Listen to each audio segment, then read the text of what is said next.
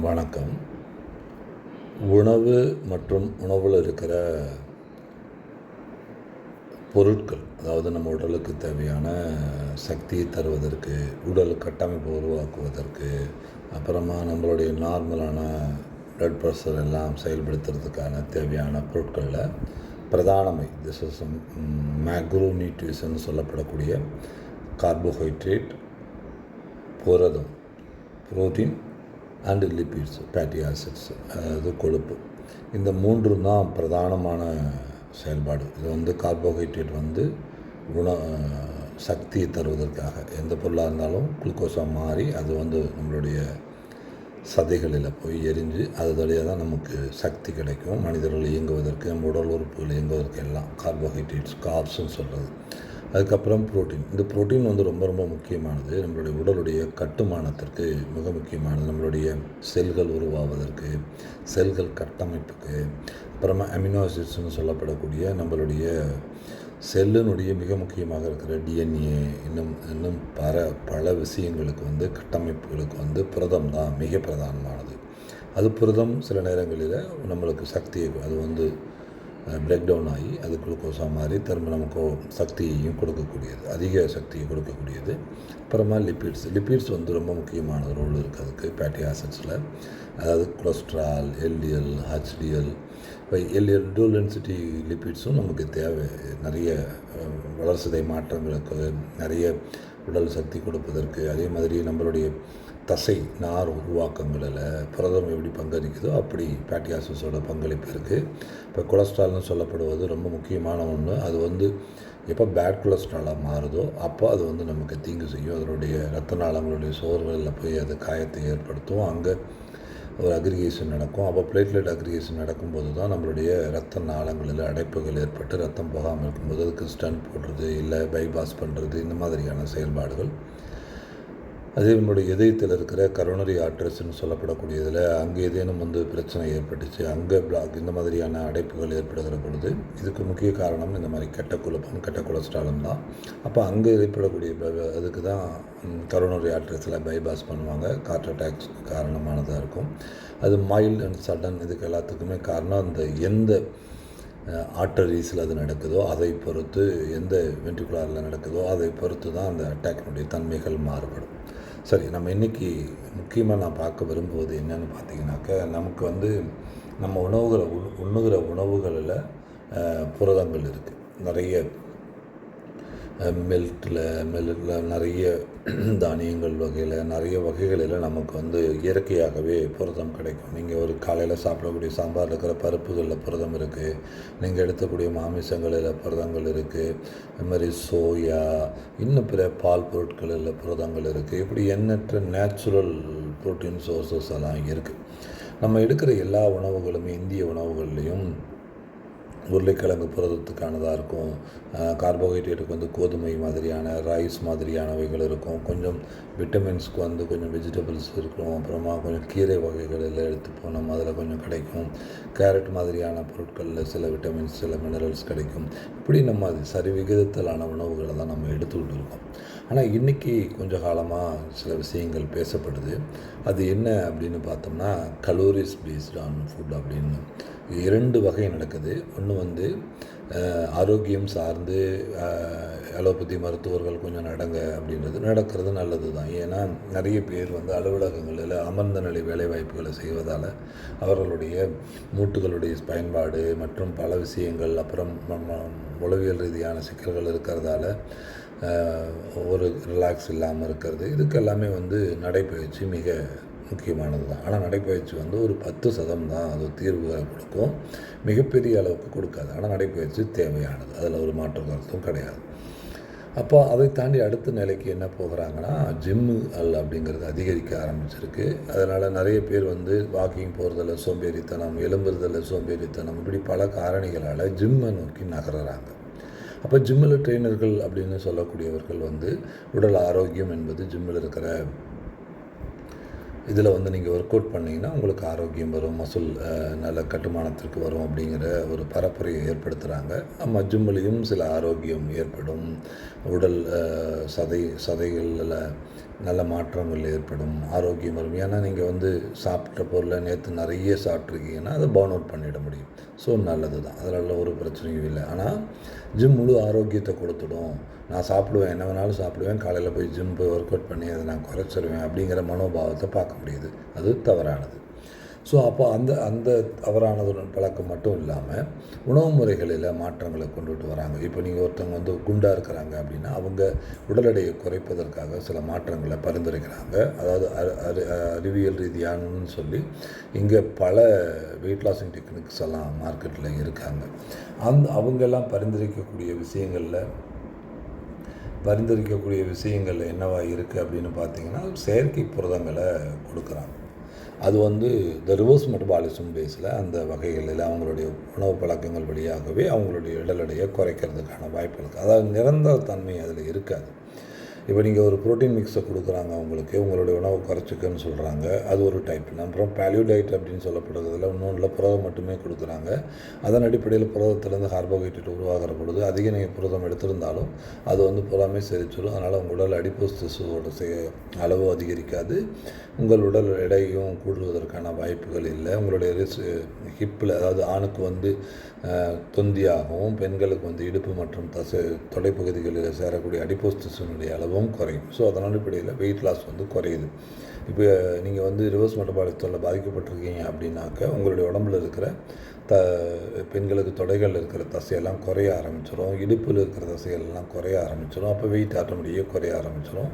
ஆண்களுக்கு வந்து வயிற்றில் இருக்கிற நல்ல நிலையில் இருக்கிற தசைகள் எல்லாம் இருக்கிற அடிப்போஸ் திசு எல்லாமே வந்துடும். சில இர்ரிவர்சிபிள் அடிப்போஸ் திசுஸ் உடம்பு முழுவதும் இருக்கும். சிலருக்கு வந்து உடலே ஒரு வகையான இர்ரிவர்சிபிளாக இருக்கும். அது வந்து அவங்க வந்து ஊளைச்சதைன்னு சொல்லக்கூடியவங்களுக்கு எந்த வகையிலையும் குறையாது. அது மற்றபடி நல்ல நிலையில் இருக்கிற அடிப்போஸ் திசு கொண்டு இருக்கிறவர்களுக்கு அவங்க ஸ்டார்விங்கில் இருக்கிறாங்க அப்படின்ற மாதிரி அந்த உடல் உணர்ந்ததுன்னா அந்த அடிப்போஸ் திசுஸ் எல்லாத்தையும் வெளியில் எடுக்கும்போது அவங்களுக்கு வெயிட் லாஸ் வந்துடும். ஓகே, நம்ம இப்போ கலோரிகள் அளவும் அதில் ப்ரோட்டீனோட பங்கை பற்றி மட்டுமே நம்ம பார்ப்போம். இப்போ இந்த ப்ரோட்டீன் நேச்சுரலாக நம்ம சாப்பிடக்கூடிய சாப்பாடுகளில் நேச்சுரலாக ப்ரோட்டீன்கள் இருக்குது. அந்த ப்ரோட்டீன்களை நம்ம எடுக்கிற உணவுகள் வழியாகவே நமக்கு கிடைச்சிடும். அதாவது நேச்சுரல் சோர்ஸஸ் அந்த எடுக்கிறோம். ஒரு கறி இருக்குது, ஒரு இறைச்சி இருக்குது, ஒரு டால் இருக்குது, அதாவது பருப்பு வகைகள் இருக்குது, இல்லை பால் பொருட்கள் இருக்குது. இதெல்லாம் எடுத்துக்கிட்டிங்கன்னா எடுத்த உடனே இதெல்லாமே டைரெக்டாக அந்த ப்ரோட்டீனை நம்ம செரித்து நம்ம எடுத்துக்கிறோம். அதனால் வந்து நமக்கு பெரிய அளவுக்கு பாதிப்பு ஏற்படுத்தாது. அதாவது இல்லவே இல்லைன்னுலாம் சொல்ல முடியாது. சில விஷயங்கள் பாதிப்புகள் இருக்கும். ஒரு ப்ரோட்டீன் சோர்ஸுக்குள்ளே சில பாதிப்புகள் இருக்கும். இப்போ நீங்கள் இறைச்சி எடுத்துக்கிட்டிங்கன்னா அந்த என்ன இறைச்சி எடுத்துக்கிறீங்களோ அந்த இறைச்சியினுடைய கடினத்தன்மை பொறுத்து செரிமான பிரச்சனைகள் வரும். அந்த இறைச்சியினுடைய தன்மையை பொறுத்து உடல் சூட்டினுடைய வெப்பங்களை மாறுபாடுகள் ஏற்படும், குளிர்ச்சி தன்மை ஏற்படும். சிலது வந்து வெப்பத்தை அதிகரிக்க செய்யும். ஸோ அதை பொறுத்து அது மாறுபாடு அடையும். அப்புறம் அதிகமாக இப்போது ஒரு இறைச்சி வந்து அதிக ப்ரோட்டீனை கொடுக்குறதா இருக்கும், கொஞ்சபட்சம் கொழுப்பு கொடுக்கக்கூடியதாக இருக்கும், சில அதிக கொழுப்பு கொண்டதாக இருக்கும், சில அதிக புரதம். ஆக அது செரிமானம் ஏற்படும் பொழுது ஒவ்வொரு அந்த சோர்ஸஸ் வந்து கொழுப்பும் நமக்கு அதிகமான ப்ரோட்டீனாக கன்வெர்ட் ஆகிறதுக்கான வாய்ப்புகள் இருக்குது. இதே வந்து நீங்கள் செயற்கையாக நீங்கள் ஒரு புரதத்தை எடுத்துக்கிறீங்கன்னு வச்சுப்போம். இப்போ நீங்கள் ஒரு ப்ரோட்டீன் பவுடர் எடுத்துக்கிறீங்க, ஒரு ஜிம்முக்கு போடக்கூடிய பாடி பில்டு அப்படி இருக்கிறவர்கள் செயற்கையான புரதங்களை எடுத்துக்கிறது, அப்புறமா வந்து ஒரே மாதிரியான உணவு முறைகளை வச்சுருக்கிறது. இப்போ இன்றைக்கி வேவிச்ச கொண்டக்கடலை, அப்புறமா கொஞ்சோண்டு வந்து ப்ராசஸ்டு மீட் எடுத்துக்கிறது, அப்புறமா இந்த மாதிரியான சில விஷயங்களை செய்யும்போது அந்த ப்ராசஸ்டு மீட் வந்து எப்படி அது ப்ராசஸ் பண்ணப்பட்டதுன்னு தெரியாது. அதில் இப்போ வந்து பார்மலினை சேர்த்துனோம்னா, ஒரு மீனுக்கு வந்து பார்மலினை சேர்த்துனோம்னா அந்த மீன் வந்து கொஞ்சம் காலத்துக்கு கிடாது. அப்போ அந்த ஃபார்முலின் ரிப்பீட்டடாக நீங்கள் எடுத்துகிட்டு இருந்தீங்கன்னா உங்களுக்கு பாதிப்புகளை ஏற்படுத்தும். ஸோ அதே மாதிரி வந்து ஒரே மாதிரியான ஒரு கொண்டைக்கொள்ளையை எடுத்துகிட்டு இருக்கும்போது ஒரு விட்டமின் கிடைக்கலாம், இன்னொரு விட்டமின் கிடைக்காம போகலாம். இப்படி இருக்குது. இதுக்கப்புறமா நம்ம என்ன மாதிரியான வகையான ப்ரோட்டீன் சோர்ஸஸ் எல்லாம் நமக்கு இருக்குது அப்படிங்கிறத நான் உங்களுக்கு ஒன்றா சொல்கிறேன். இப்போ சோயாவிலேருந்து ப்ரோட்டீன் தயாரிக்கிறாங்க. அப்போ அந்த சோயாவிலேருந்து தயாரிக்கக்கூடிய ப்ரோட்டீன் தயாரிக்கிற ப்ராசஸில் நிறைய கெமிக்கல் ப்ராசஸிங் இருக்குது. அதே மாதிரி இன்னும் வேறு வகையான சோர்ஸஸ்லேருந்து ப்ரோட்டீன் தயாராகுது, மில்க் ப்ராடக்ட்லேருந்து தயாராகுது. இந்த புரதம் எல்லாமே வந்து தொடர்ந்து அந்த புரத பொருட்களை வந்து தயாரிக்கும் பொழுது நிறைய கெமிக்கல் ட்ரீட்மெண்ட்டில் தான் வருது. இன்க்ளூடிங் எக்கு கூட. நீங்கள் வந்து எக்குங்கிறது வந்து தேவை, ஆனால் அந்த எக்கு மட்டுமே உங்களுடைய ஒரு ஒரு வாழ்நாளில் உணவாக எடுத்துக்கக்கூடாது. காலையில் ஒரு எக்கு, மதியம் எக்கு, ஈவினிங் எக்கு, டெய்லியும் எக்கு, இல்லது ஒரு வேலைக்கே 10 எக்கு எடுத்துக்கிறேன், நான் வந்து ஒரு பாடி பில்டராக இருக்கேன் அப்படிங்கிறது வந்து நாளடைவில் ஒரு பெரிய தாக்கத்தை ஏற்படுத்தும். அது ப்ரோட்டீன் கொடுக்கும், ஆனால் அந்த ப்ரோட்டீன் வந்து அந்த சோர்ஸ் ஆஃப் ப்ரோட்டீன் வந்து ஆர்டிஃபிஷியல் ஒன்று. அதை வந்து பாடி வந்து அதை வந்து ஒரு இது பண்ணிக்கிட்டே இருக்கும். அதில் இருக்கிற கெட்டதில் அது வெளியில் தள்ளிக்கிட்டே இருக்கும். அது ஒரு இடத்துல போய் சேரும்.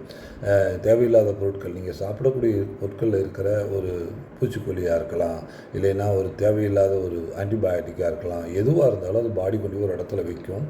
அந்த வைக்கக்கூடிய இடத்த பொறுத்து உங்களுக்கான வியாதி வரும். இப்போ வந்து ஒரு தொடர்ந்து ஒரு 10 ஆண்டுகள் ஒருத்தர் வந்து ஒரு ஆர்டிஃபிஷியல் ப்ரோட்டீனை வந்து ஒரு விலைக்கான உணவாக வச்சுக்கிறாருன்னு வச்சுப்போம். இப்போ அந்த ஆர்டிஃபிஷியல் ப்ரோட்டீனில் ஒரு கெமிக்கல் வந்துட்டு இருக்கும். அந்த கெமிக்கலை பாடி வந்து கொண்டு போய் ஒரு இடத்துல ஒரு தோலுக்கு அடியிலையோ, இல்லை வந்து ஒரு முட்டியினுடைய சாஃப்ட் ஸ்கின்ஸ்லையோ, இல்லை ஒரு இடத்துல ஏதேனும் ஒரு இடத்துல கொண்டு போய் அது வைக்கும்போது அந்த கெமிக்கல் ஒவ்வொரு பீரியடுக்கு அப்புறமா அது கேன்சர் கட்டியாக மாறுறதுக்கு வாய்ப்பு இருக்குது. ஏன்னா அதை வந்து பாடி வந்து கொழுப்புக்குள்ளே அடைச்சி வச்சுருக்கோம்.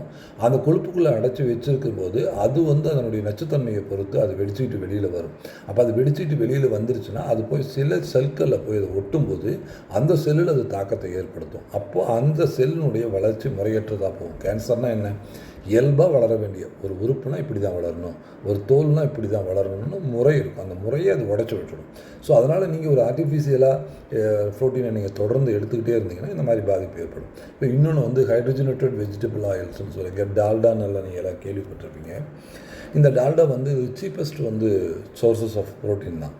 இது வந்து வெஜிடபிள் ஆயிலை நம்ம வந்து ஹைட்ரஜனேட்டட் பண்ணி அந்த இப்போ வெஜிடபிள் ஆயிலை நம்ம அனுப்புகிறோம், அதில் இருக்கிற புரதத்தை மட்டும் வெளியில் எடுத்து அதை ஹைட்ரஜனேட்டட் பண்ணி அதை ப்ரொலாங் பண்ணுறோம். அந்த லைஃப்பை வந்து ப்ரொலாங் பண்ணுறோம். இப்போ இந்த ஹைட்ரஜனேட்டடு இந்த oil, vegetable oil, hydrogenated vegetable ஆயில்ஸாக இருக்கிறத எதுலெல்லாம் பயன்படுத்துகிறாங்கன்னு பார்த்தீங்கன்னா, ஒரு செல்ஃப் லைஃப், ஒரு ப்ராடக்டோட செல்ஃப் லைஃப்பை அதிகரிக்கிறதுக்காக பயன்படுத்துகிறாங்க. ஏன்னா அது வந்து க்ரீமியாக இருக்கும், இல்லைன்னா வந்து ஒரு டெக்ஸ்சரை கொடுக்கும்.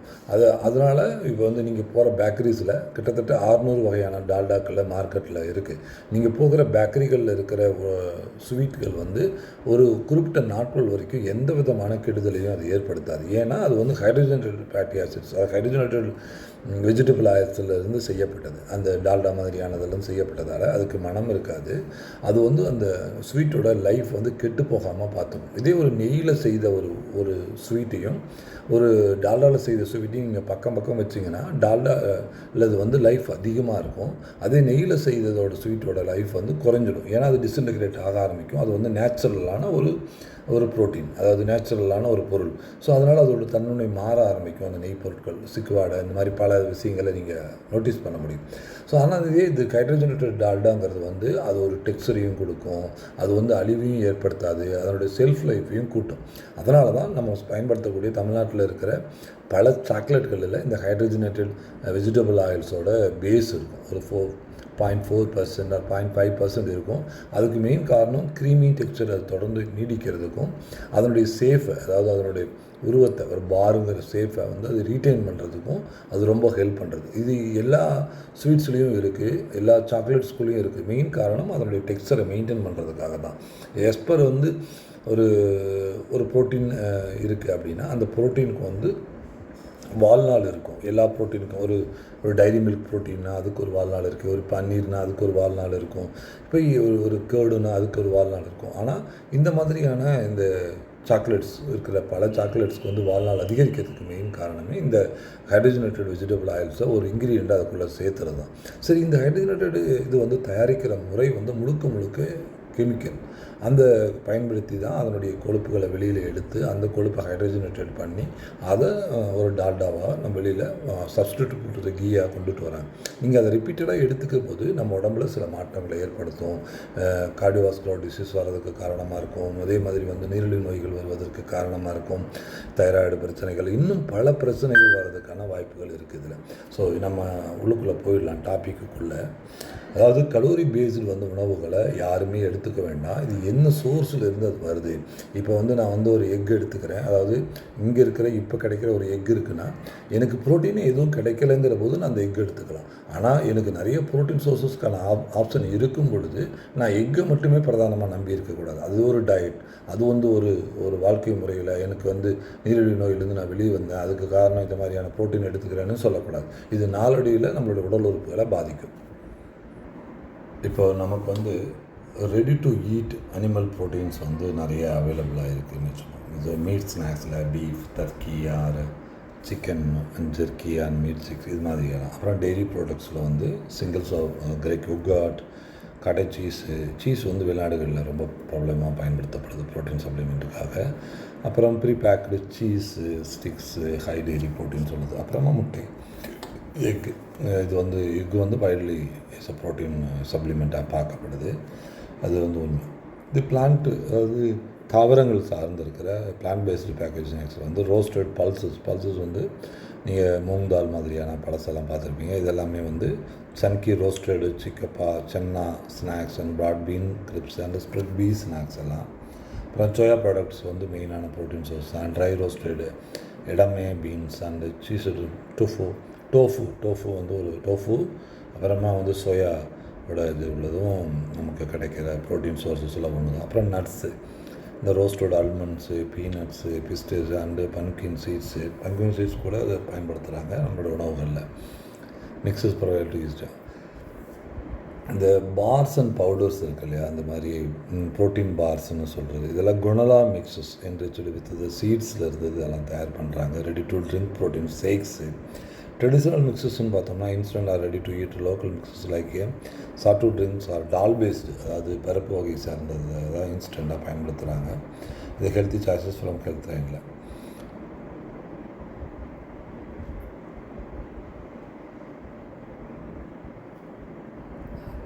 இதில் வந்து ப்ரோட்டீன் சோர்ஸஸில் மேஜராக இருக்குது hydrogenated vegetable oil and liquid fat. இது வந்து turn to solid fat through the chemical process. இது எப்படி இந்த டால்டா தயாராகுதுன்னு பார்த்துக்கோங்க. Process that adds hydrogen atoms and food manufacturing use to increasing the shelf life, அதாவது ஒரு பொருளோட வாழ்நாள் அதிகரிக்கிறதுக்கு பயன்படுது. இது 2 டைப்பாக இருக்குது. ஒன்று வந்து partially hydrogenated oil contains artificial trans fats இருக்கும். டிரான்ஸ்ஃபேட்ஸ் வந்து நம்ம உடம்புக்கு கெடுதலானது. Trans fat and low density fats வந்து this is are highly toxic to the cardiovascular health. இப்போ நீங்கள் பார்சியலி ஹைட்ரஜனேட்டட் ஆயில்ஸை நீங்கள் பயன்படுத்துகிறீங்க, அதாவது உங்களுடைய உணவுகள் அதிகமாக இருக்குது அப்படின்னா அது உங்களுக்கு வந்து இருதய சம்மந்தமான நோய் வர்றதுக்கு அதிகமான வாய்ப்புகள் இருக்குது. இதே புள்ளி ஹைட்ரஜனேட்டட் ஆயில்ஸ் இருந்துச்சுன்னா இது கம்ப்ளீட்டாக சேச்சுரேட்டட் ஃபேட்டடாக மாறிடும். இட் கண்டைன்ஸ் ஜீரோ, இதில் வந்து ஜீரோ டிரான்ஸ்ஃபேட் தான் இருக்கும்.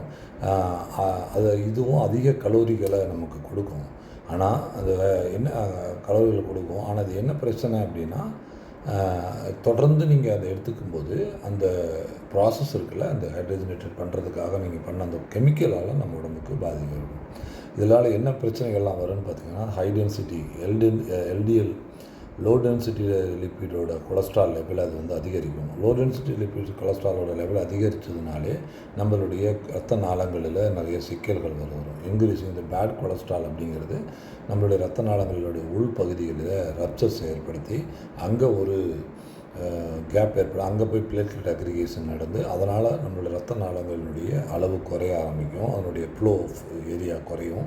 அதனால தான் நமக்கு வந்து நம்ம ஸ்டண்ட் போடுறது இந்த மாதிரியான நடவடிக்கைகளுக்கு நம்ம போகிறோம். நம்மளுடைய ஆர்ட்ரஸில் தான் பிளட் சப்ளை போகும். சப்ளை போகிறது குறைஞ்சிச்சு அப்படின்னாலே அந்த பகுதிகளெலாம் மிகப்பெரிய பாதிப்பு ஏற்படும். இப்போ லோவஸ்ட் ஹெச்டிஎல் லெவல் தான் நம்ம உடம்புக்கு தேவையான எல்லா இடத்துலையும் பயன்படுது. அதனுடைய அளவு குறைய ஆரம்பிச்சிடும். டிக்ரீஸ் ஆகி குட் கொலஸ்ட்ரால்னால் உங்களுடைய ரத்தத்தை இதயத்துக்கு அது பாதுகாப்புன்னு சொல்கிறாங்க. பட் இதில் ஹெச்டிஎல் வந்து நல்லது செய்யும். ஹார்ட் தி இன்ஃப்ளமேஷன் தான் trigger the symptoms inflammation include the heart disease and இது வந்து இது தொடர்ந்து நம்ம இதை பயன்படுத்துகிறதால நிறைய இன்ஃப்ளமேஷன்ஸ் வர ஆரம்பிக்கலாம். அதனால் வந்து ரத்த வியாதிகள் மற்றும் ரத்த நாளங்கள் சார்ந்த வியாதிகள் மற்றும் நீரிழிவு நோய் வரதுக்கு வாய்ப்பு இருக்குது. இன்சுலின் ரெசிஸ்டன்ஸ் முதல் முக்கியமானது. ரத்த நோய்கள் நம்மளுடைய நீரிழிவு நோயில் 2 வகை இருக்குது. ஒன்று இன்சுலின் சுரப்பு குறைபாடு, இன்னொன்று சுரக்கிற இன்சுலின் வந்து அளவு குறைபாடு, அதாவது இன்சுலினே சுரக்கலை, இன்னொன்று சுரக்குது குறைவாக சுரக்குது, இன்னொன்று வந்து சுரக்கிறது வந்து பொட்டன்ட் இல்லை, அதாவது இம்பார்ட்டன்ட் இன்சுலின்னு சொல்லுவாங்க. இப்போ இன்சுலின் ரெசிஸ்டண்ட், அது அந்த இம்பார்ட்டன்ட்டுக்கு காரணம் வந்து அந்த இன்சுலின் ரெசிஸ்டன்ட் தான். அது அந்த இன்சுலின் நம்மளுடைய சதைக்குள்ளே நுழைய முடியாமல் போயிடும். சதைக்குள்ளே நுழைஞ்சு தான் அது வந்து நம்மளுடைய குளுக்கோஸை வந்து அடிப்போஸ் திசுவாக மாற்றணும். அப்போ தான் நம்மளுடைய ரத்த நாளங்களில் இருக்கிற குளுக்கோஸ் லெவல் வந்து குறையும். அப்போ அது வந்து இம்பார்ட்டன்ட் அது ரெசிஸ்டன்ஸ் வந்துருச்சு அப்படின்னாலே டிஸ்பியூட் செல்வம் increasing the risk of type 2 diabetes. அந்த மாதிரி இன்சுலின் ரெசிஸ்டன்ஸோ அல்லது செக்ரீஷன்ஸில் லோயர் செக்ரீஷன்ஸோ அல்லது செக்யூரிட்டி ஆகலை, பீட்டா செல்ஸ்லேருந்து இன்சுலின் வரவே இல்லை லங்கர்ஹான்லேருந்து அப்படின்னா அது டைப் 2 டயபிட்டிஸ் வந்து பிரச்சனையை உண்டாக்கிவிடும். ஸோ இது மாதிரியான பிரச்சனைகளை வந்து இந்த மாதிரியான ஹைட்ரஜனேட்டட் வெஜிடபிள் ஆயில்ஸ் நீங்கள் பயன்படுத்துகிறதால ஆகும். Vegetables so flaky texture is commercial and weak crust, இது எல்லாமே பிஸ்கட்ஸில் இதில் எல்லாத்துலேயுமே இது பயன்படுத்துகிறாங்க. பேக்டு ஸ்நாக்ஸஸில் வந்து எக்ஸ்டெண்ட் த செல்ஃப் லைஃப் அதிகரிக்கிறதுக்காக அதை பயன்படுத்துகிறாங்க. சிப்ஸு அண்ட் மைக்ரோவேவ் பாப்கார்ன்ஸ் இல்லை, அப்புறம் ஃப்ரைட் ஃபுட்ஸில், அதாவது டீப் ஃப்ரையாக பண்ணக்கூடியதில் ரெஸ்டாரண்ட்ஸில், அப்புறமா margarine spreads the match from the vegetable oils to the mimic the butter சாலிடிட்டியில். அப்புறம் காஃபி க்ரீமர் வந்து நீங்கள் வெளிநாடுகளில் பயன்படுத்தக்கூடிய கூல் காஃபீஸில் வந்து மேலே காஃபி க்ரீமர்ஸ் வந்து டாப்பிங்காக பயன்படுத்துவாங்க. இது வந்து ஒரு ரிச் அப்புறம் க்ரீமி டெக்ஸ்சர்ஸ் வந்து நான் டெய்ரி பவுடர் லிக்விட் க்ரீமர்ஸை கொடுக்கறதுக்காக இது பயன்படுது. இந்த ப்ரோட்டீன் பவுடர்ஸ் வந்து எங்கேருந்து தயாரிக்கிறாங்கன்னு பார்த்தீங்கன்னாக்க, சில நேரங்களில் நம்ம வீக்காக இருக்கும்போது ப்ரோட்டீன் பவுடர்ஸ் எடுத்துக்க சொல்லுவாங்க. அதாவது ஒரு ப்ரெக்னென்ட் உமன், அதாவது ஒரு கர்ப்பம் தரித்திருக்கிற ஒரு தாய்மார்கள், அப்புறமா இன்னும் சில நேரங்களில் குழந்தைகள் வந்து வளர்ச்சி சதை மாற்றம் குறைவாக இருக்குது, வளர்ச்சி கம்மியாக இருக்குது, அவங்களுக்கெல்லாம் ப்ரோட்டீன் சப்ளிமெண்ட்ஸ் கொடுப்பாங்க. ஆனால் இன்றைக்கி அந்த ப்ரோட்டீன் சப்ளிமெண்ட்ஸ் வந்து வேறு இடத்துக்கு போயிருக்கு.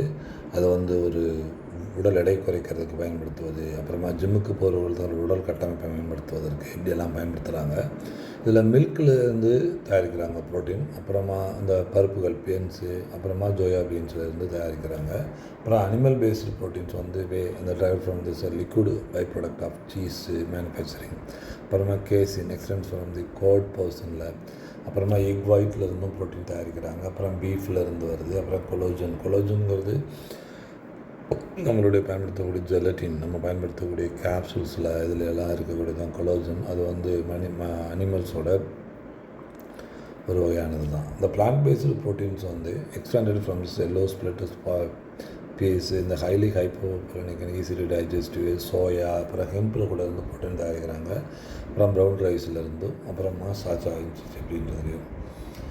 இது எல்லாமே வந்து டைரி ப்ராடக்டில் இருந்தாலும் இதில் இருந்தாலும் மேசிவ் ப்ரொடக்ஷன்ஸ் வந்து நீங்கள் செய்யும்போது அது ஃபுல்லாகவே கமர்ஷியலாக தான் வருது.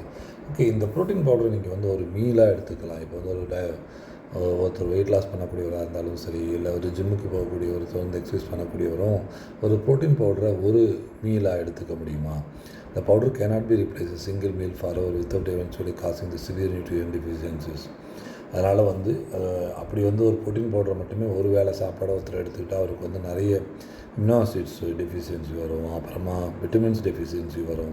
ஏன்னா நேச்சுரல் ஃபுட் சோர்ஸஸ்லேருந்து நீங்கள் எடுக்கக்கூடிய ப்ரோட்டீன் உங்களுக்கு கிடைக்கக்கூடியதும், அதே ஆர்டிஃபிஷியலாக நீங்கள் வந்து ஒரு ப்ரோட்டீன் பவுடரை மட்டுமே தேர்த்து அது கலோரி மட்டுமே அதை கணக்கு வச்சு நீங்கள் அதை சாப்பிட்டிங்கன்னா உங்களுக்கு கிடைக்க வேண்டிய நிறைய பேரலல் மைக்ரோநியூட்ரிஷன்ஸோட lacks of micronutrients powders, vitamins, minerals, antioxidants, இதெல்லாம் ஹோல் ஃபுட்டில் கிடைக்கும். ஆனால் எசென்சியல் ஃபைபர் ரொம்ப முக்கியமானது. நம்ம உடம்புல வந்து ஃபைபர் ரொம்ப ரொம்ப முக்கியமானது. நம்ம உணவு குழாய் செயல்பாடுகள் எல்லாம் அது கிடைக்காம போகும். அதே மாதிரி நீங்கள் பவுடர் சாப்பிடும்போது நீங்கள் மென்று சாப்பிடக்கூடிய சாட்டிஸ்ஃபேக்ஷன் இல்லாமல் போகும். நீங்கள் ஒரு ட்ரிங்க்காக ஒரு ப்ரோட்டீன் ட்ரிங்க் சாப்பிடும்போது ஆர்டிஃபிஷியல் அடிக்டிவ்ஸ் அதில் இருக்கும். ஏன்னா அது வந்து ப்ரொலாங் பண்ணணும்.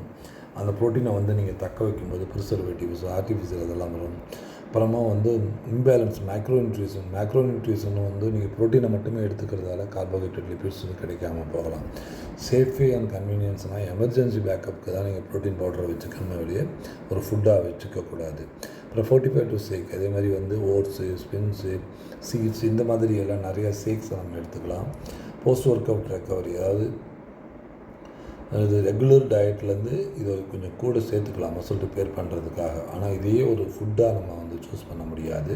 அதே மாதிரி எக்கு வந்தும்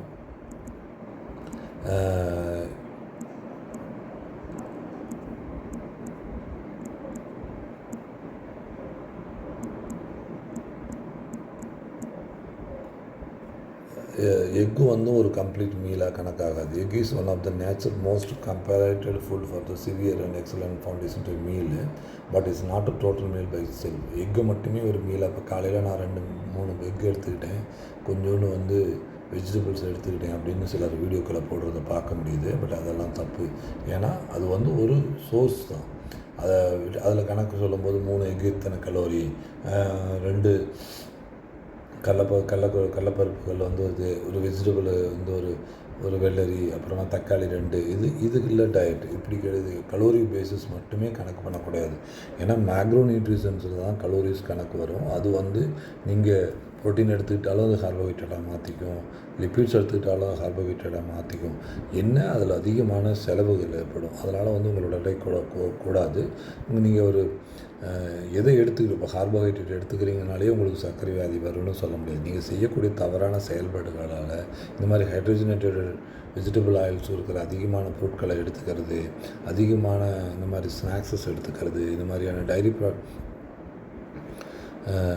பேக்கரி ஃபுட்ஸ் எடுத்துக்கிறது, இந்த டால்டா மாதிரியெல்லாம் தயாரிக்கிற பொருட்களை அதிகமாக உட்கொள்ளுறது, தினமும் எடுத்துக்கிறது, அப்புறமா டீப் ஃப்ரைடாக பயன்படுத்தக்கூடிய பல தலைமுறை பயன்படுத்தப்பட்ட சேச்சுரேட்டட் ஆயில்களாக மாறிட்ட 10 தடவை ஒரு பாயில் பண்ண ஒரு ஆயிலில் நீங்கள் ஒரு பொருளை பாயில் பண்ணி எடுத்து சாப்பிட்றது, இந்த முறைகளால் தான் உங்களுக்கு வியாதிகள் வருதே ஒழிய கலோரிகளால் கிடையாது. கலோரிகள் எக்ஸஸ் இருந்ததுன்னா நம்ம உடம்பே அதை சரி பண்ணிக்கும். நீங்கள் அதிக கலோரிகளில் உள்ள உணவை சாப்பிட்டுட்டீங்க, செரிச்சிருச்சு, அதிக கலோரி வந்துருச்சுன்னா நம்ம உடம்பு அந்த கலோரியை கொண்டுட்டு போய் அடிப்போஸ் திசுவாக மாற்றி வச்சிடும்.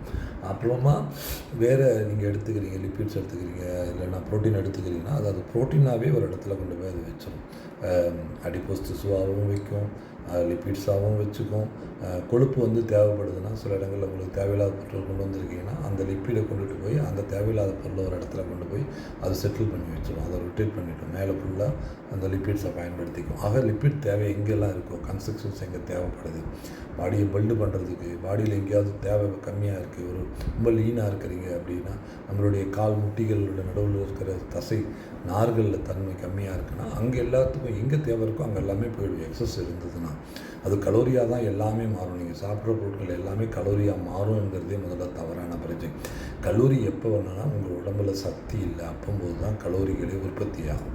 உடம்பு தயார் பண்ணிட்டு ஓகே இவனை வந்து சார்விங்கில் இருக்கான், 12 மணி நேரமாக சாப்பிடலை அப்படிங்கும்போது உடம்புல இருக்கிற அடிப்போஸ் டிஷ்யூஸ் எடுத்துகிட்டு வந்து கலோரியாக மாற்றும்.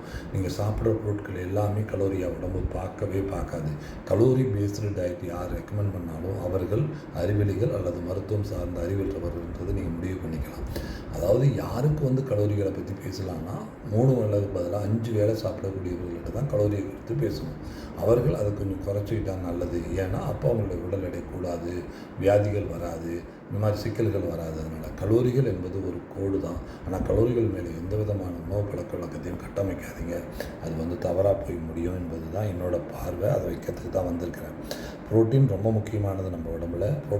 நம்ம உடம்பே ப்ரோட்டீனால் தான் உருவாக்கப்பட்டிருக்கு. நம்ம உடம்பில் நடக்கிற அத்தனை விஷயங்களும் ப்ரோட்டீனால் தான் நடக்கப்பட்டிருக்கு.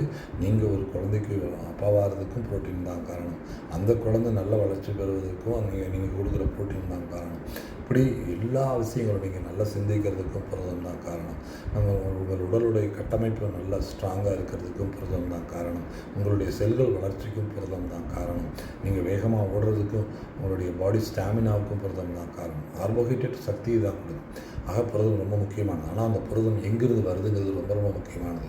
அது வியாதியோடு வரக்கூடாது என்பதை முதல்ல கவனத்தில் வச்சுக்கோங்க. அதனால் வந்து நம்ம புரதங்களை எப்படி எடுத்துக்கணும், எந்த புரதத்தினுடைய சோர்ஸஸ்லேருந்து எடுத்துக்கணுங்கிறது ரொம்ப ரொம்ப முக்கியம். நம்ம நேச்சுரலாக நம்மளுடைய உணவு முறைகள் ஏற்கனவே நல்லா தான் இருந்தது. இப்போ நம்ம மாறுதலுக்கு அடைஞ்சிருக்கோம். நம்ம வந்து கண்ட நேரத்தில் பிரியாணி சாப்பிடுவது, கண்ட நேரத்தில் ஃப்ரைட் ஃபுட் சாப்பிடுவது, கண்ட நேரத்தில் நம்ம வந்து எண்ணெய் பலகாரங்களை சாப்பிடுவது, இரவு உறங்குவதற்கு முன்னால் கண்ட ஸ்நாக்ஸை சாப்பிடுவது, சாக்லேட்டுகளை, ஸ்வீட்டுகளை, பேக்கரி ஐட்டங்களை சாப்பிடுவது, இதெல்லாம் தான் நம்மளுடைய உடல் உபாதைகளுக்கு காரணம். கட்டுப்பாடான உணவும் சரியான வீட்டு உணவுகளையும் எடுத்துக்கிட்டிங்கனாலே ஆட்டோமேட்டிக்காக உங்களுக்கான பிரச்சனைகள் குறையும். அதாவது புரதம் எங்கேருந்து வருதுங்கிறது ரொம்ப ரொம்ப முக்கியம். அது கலோரியை மட்டும் கணக்கில் வச்சு கிடையாது, அது எந்த சோர்ஸ்லேருந்து எடுக்கப்படுதுன்னு ரொம்ப முக்கியம்.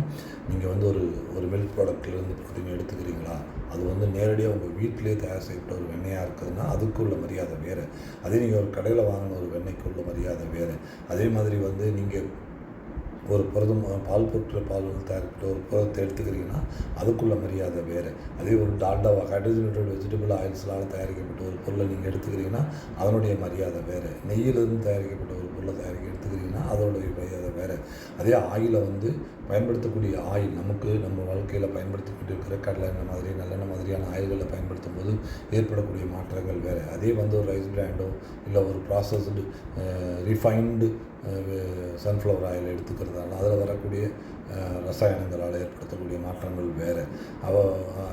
உடனே ஒரு செக்கு மரச்செக்குக்கு போயிடாதீங்க. அப்படி மரச்செக்கு முழுக்க தீர்வுகளை கொடுக்காது. அதாவது அந்த ஆயில் எப்படி உங்கள் கைக்கு வருது, ஒரு தேங்காய் எண்ணெய், தேங்காயிலேருந்து தேங்காய் அப்படியே பிழிஞ்சு எடுத்து கொண்டு வந்து அதை நீங்கள் உணவுக்கு பயன்படுத்துனீங்கன்னா அதில் இருக்கிற பொருட்களால் நமக்கு என்ன ஏற்படும், அதை மட்டுமே நம்ம எடுத்துக்கிறதுனால என்ன ஏற்படும். இது சில வேறு 2-3 வகைகள். ஒருத்தன் கடுகெண்ணெய் பயன்படுத்துகிறான், ஒருத்தன் கடலெண்ணெய் பயன்படுத்துகிறான், ஒருத்தன் நல்லெண்ணெய் பயன்படுத்துகிறான். அப்படின்னா அந்த எண்ணெய்களுக்குள்ள தன்மைகளோடு இருக்கிற பொருட்கள் நமக்கு கிடைக்கும்.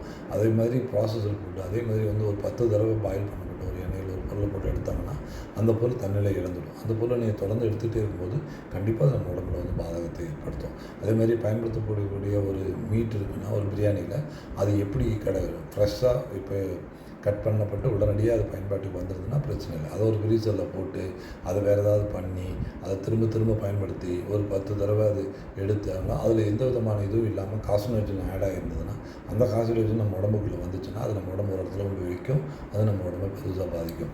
நம்ம உணவில் எப்படி கார்சினோஜன்னா நம்ம உடம்புக்கு தீமை செய்யக்கூடிய ஒரு பொருள். அது எப்படி வேணாலும் உள்ளே வரலாம். நம்ம சாப்பிடக்கூடிய பொருட்களில் எந்த பொருட்கள் வழியாகவும் உள்ளே வரலாம். பால் பொருட்களில் வரலாம், தால் வழியாக வரலாம், ஒரு பூஞ்சை வழியாக வரலாம். அந்த கார்சினோஜன்ஸ் வந்து நம்மளுடைய உடல் செரிமான மண்டலத்தை தாண்டுச்சுன்னா அது நமக்கு கண்டிப்பாக பிரச்சனையை உண்டாக்கும். அந்த கார்சினோஜன் எப்படி ஆட் ஆகுது அப்படின்னா ஒரு பொருளை காப்பாற்றுறதுக்காக, இல்லை ஒரு பொருளை பதப்படுத்துறதுக்காக, ஒரு கறியை பதப்படுத்துறதுக்காக, இப்படி பல வகைகளில் சில ஆர்டிஃபிஷியல் பொருட்களை அதில் சேர்க்கும்போது அது தொடர்ந்து நம்ம உடம்புக்குள்ளே வரும்போது நமக்கு பல பாதகங்களை ஏற்படுத்தும். மாதிரி முட்டை மாதிரியானதில் ஆன்டிபயோட்டிக்ஸ் அதிகமாக வர்றதுக்கு வாய்ப்பு இருக்குது, தொற்று நோய்களை தவிர்க்கிறதுக்காக. ஸோ அப்போ தொடர்ந்து ஒரே மாதிரியான உணவை அதுக்கு கொடுக்கும்போது அந்த உணவு வந்து சில கார்சினோஜன்ஸ் அந்த கோழிக்கு கொடுக்கலாம். அந்த கார்சினோஜன் இந்த கோழியோட புரதத்தில் இருக்கலாம். அது நமக்கு திரும்ப ரிப்பீட்டடாக வர ஆரம்பிக்கலாம். இப்படி பல காரணிகளால் தான் வியாதிகள் வருதே ஒழிய கலோரி பேஸ்டு கிடையாது. நன்றி, வணக்கம்.